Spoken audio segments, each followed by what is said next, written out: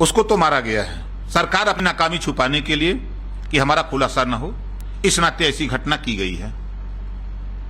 अपराधी था, उसको सजा मिलनी चाहिए थी। जब वो गिरफ्तार हुआ है तो उसको कोर्ट में पेश करना चाहिए, कानून के दायरे में। आप उसको फांसी देते, अगर दम है सरकार के पास तो उसको आतंकवादी पहले क्यों नहीं घोषित किया? अगर कोई मुसलमान, इस देश में कानून है कि मुसलमान अगर पुलिस के ऊपर पत्थर फेंक दे तो वो आतंकवादी हो जाएगा। अगर कोई हिंदू 10 पुलिस की गोली से भून दे तो गैंगस्टर हो जाता है, वो गैंगस्टर माना जाता है उसको।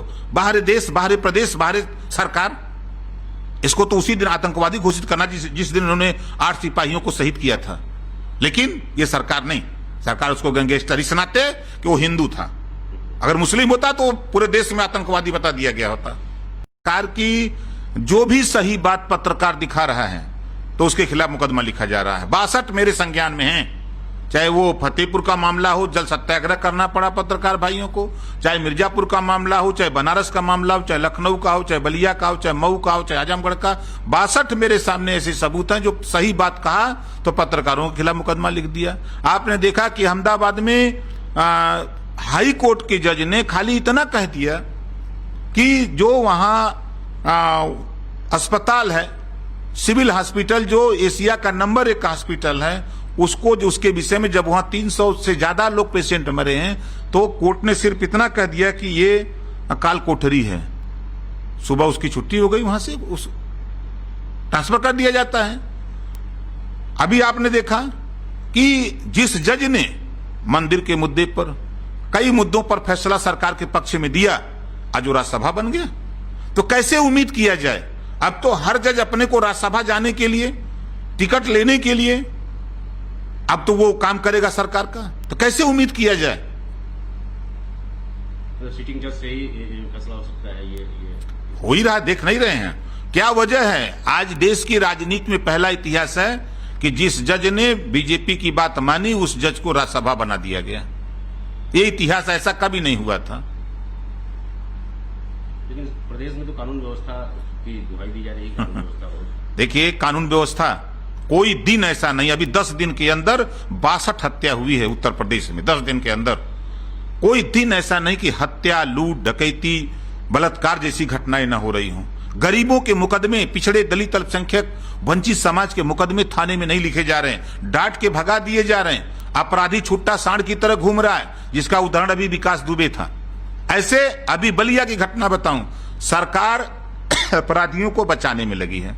बलिया में इसी तरह की घटना, सीओ बनाम एसओ, एसपी ने बात को नहीं माना, सीओ को, एसओ की बात माना, चूंकि लेन देन उनसे होता रहा।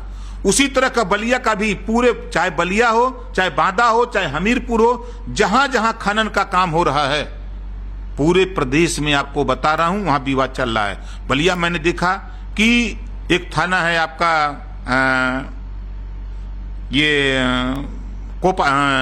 कोपाचेट, वहां सीओ और एसओ में झड़प हो गई। मामला उठा तो फिर बड़े अधिकारी जाके समझा दिए क्यों झगड़ा हो रहा है, लेन देन का। तो नीचे से लेके ऊपर तक सब रिश्वतखोरी हो रही है। आज उत्तर प्रदेश में जो नारा देकर के बीजेपी आई थी, भारतीय जनता पार्टी, कि ना भ्रष्टाचार ना गुंडाराज, अब ना हट गया, सरकार पाते ही ना हट गया।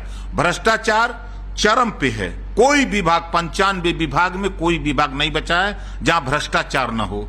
और गुंडाराज तो आप देख रहे हैं कि आम आदमी सुरक्षित नहीं है, पुलिस नहीं सुरक्षित है। कल तक अपराधियों का काउंटर पुलिस करती थी, लेकिन बीजेपी, भारतीय जनता पार्टी की सरकार में अब अपराधी काउंटर कर रहा है पुलिस का।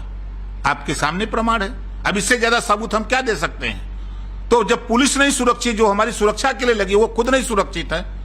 अभी आपने देखा बनारस का, बनारस में बीजेपी के लोगों ने पुलिस वालों को मारपीट की। अगर उसमें मुकदमा लिख दिया तो एसपी की छुट्टी हो गई। ये है सरकार का खेल। आपने देखा 69,000 शिक्षक भर्ती, जब वहां का एसएसपी खुलासा किया कि 8,000 10,000 रुपया जांच मिली, 8 लाख 10 लाख रुपया लेके भर्ती हुई। तो जब पुलिस ने खुलासा किया एसपी ने, और जब जो असली मुजरिम थे, जो बीजेपी के मंत्री और विधायक और आरएसएस के जो अधिकारी अपने को बताते हैं, ऐसे लोगों के गिरफ्तार जब वो पकड़ने की तैयारी में था, तब उसकी 1 बजे रात उसको हटा दिया जाता है। चूंकि रात को दबिश बनाया था गिरफ्तारी करने के लिए, उसको हटा दिया जाता है। अब इससे बड़ा सबूत सरकार को हम क्या दें ये भ्रष्टाचारियों को, अपराधियों को बढ़ावा देने का काम करते हैं। अभी कानपुर बालिका गृह का देखिए, जब उसका खुलासा करने के लिए जिस अधिकारी ने शुरू किया, जब वो खुलासा शुरू किया तो उसको हटा दिया।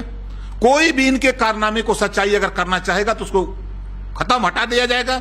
उसी तरह जब विकास दुबे ने इनका पर्दा खोलने का जो इन्होंने कार्य कृत्य किया था, जो उनके लोगों ने उनके साथ किया था, जब उसका खुलासा होने को हुआ तो आज ये ड्रामा हो गया। मैंने ये ड्रामा ही है कि असली में कह रहे गाड़ी पलट गई और भागने। देखिए, उसको तो मारा गया है। सरकार अपनी नाकामी छुपाने के लिए कि हमारा खुलासा न हो, इस नाते ऐसी घटना की गई है।